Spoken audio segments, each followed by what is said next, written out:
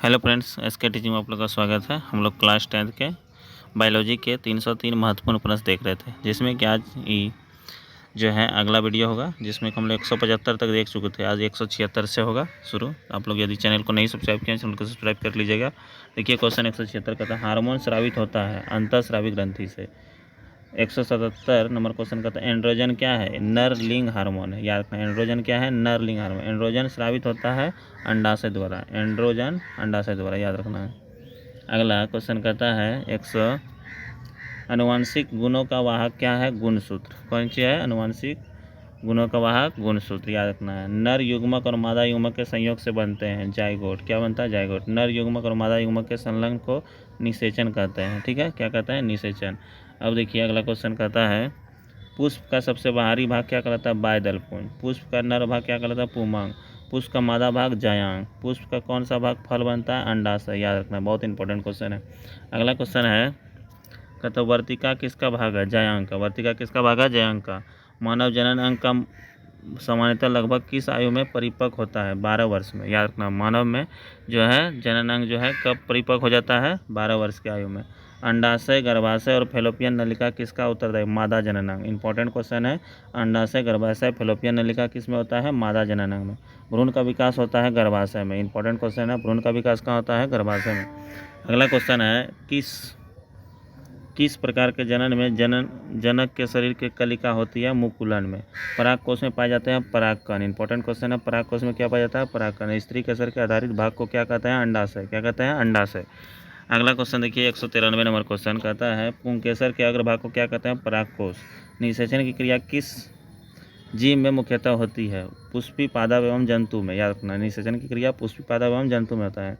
निषेचन के फलस्वरूप अंडाशय की दीवार बनाती है फल। कौन सी बनाती है? फल, याद रखना है। अगला क्वेश्चन है, बीजांड की दीवारें मोटी बनाती है बीजावरण के द्वारा, याद रखना। 196 के बाद अब यहाँ पर देखिए 197 नंबर क्वेश्चन। देखिए 197 क्या कहता है, स्त्रियों के मासिक चक्र में एक परिपक्व अंडाणु किस दिन अंडाशय से बाहर निकलता है? 14वें दिन। इंपॉर्टेंट क्वेश्चन है। किशोरावस्था में होने वाले शारीरिक परिपक्व का कारण क्या करें? परिवर्तन का टेस्टोस्टेरोन, याद रखना है। रक्त में शर्करा का स्तर नियंत्रित होता है इंसुलिन के द्वारा। किसके द्वारा? इंसुलिन, याद रखना है। अगला क्वेश्चन है, एंड्रोजन क्या है? एक नर हार्मोन। एंड्रोजन क्या है? नर हार्मोन। इंपॉर्टेंट क्वेश्चन है। टेस्टोस्टेरोन स्रावित होता है वृषण से। टेस्टोस्टेरोन। मनुष्य के शरीर की सबसे बड़ी ग्रंथि यकृत। निम्न में कौन पिट्यूटरी ग्रंथि निकालने वाला हार्मोन है?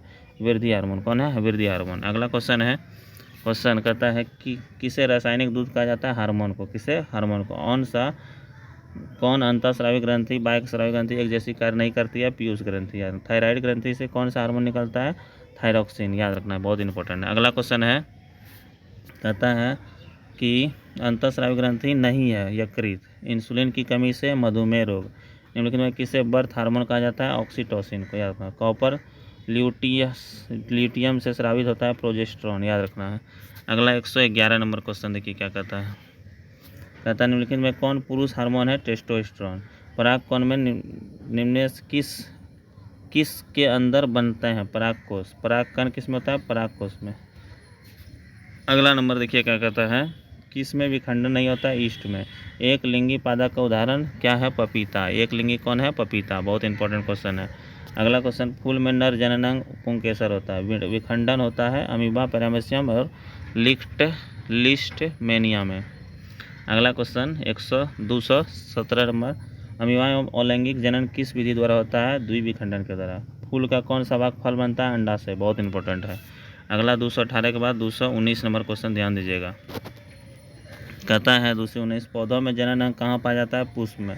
कौन पुनर्भवन का उदाहरण है?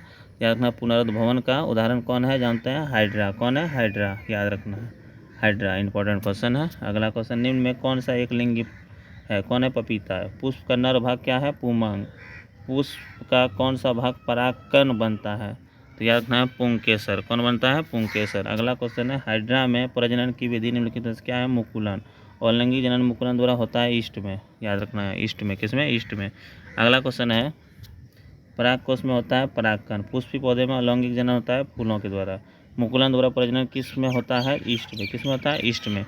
याद रखना। अगला है बीज रहित बीज विकसित होता है कहाँ, बीजांड में। पूर्ण विकसित अंडाशय क्या कहलाता है, फल। नर युग्म गुणसूत्र की संख्या 23, याद रखना है कितना, 23। अगला क्वेश्चन है अंडाशय निषेचित होता है फैलोपियन नलिका में, कौन सा मादा जनन तंत्र का भाग नहीं है, शुक्रवाहिका, याद रखना शुक्रवाहिका, याद रखना है। अगला क्वेश्चन है एंड्रोजन क्या है, नरलिंग हार्मोन है। कौन उभयलिंगी है, केचुआ।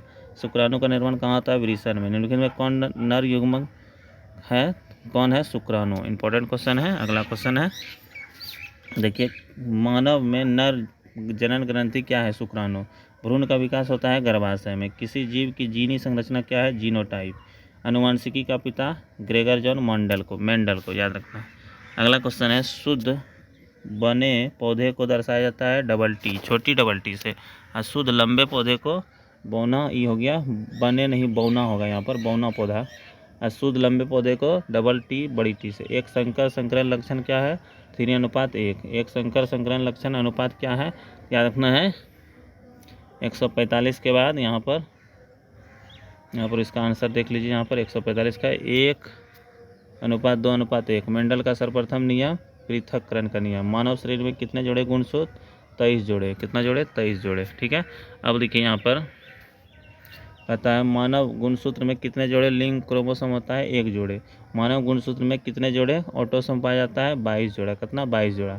उपार्जित लक्षणों का सिद्धांत किसने दिया था, लेमार्क ने। किसने दिया था, लेमार्क ने। ठीक है, लेमार्क ने, याद रखना है कितना है, लेमार्क ने दिया था उपार्जित लक्षणों का सिद्धांत। ठीक है, इस वीडियो में इतना ही रखते हैं। अब जो है आज हम PDF इसमें डाल देंगे। ठीक है, इसके लिंक में जो वीडियो के डिस्क्रिप्शन में जो है PDF डाल देंगे, उसको आप लोग PDF को डाउनलोड करके उसको लोड करके निकलवा लीजिएगा। इसके बाद फिर उसको जो है पढ़िएगा और PDF को आगे में रखिएगा और क्वेश्चन पढ़िएगा। मिलते हैं नेक्स्ट वीडियो में। जय हिंद, जय भारत।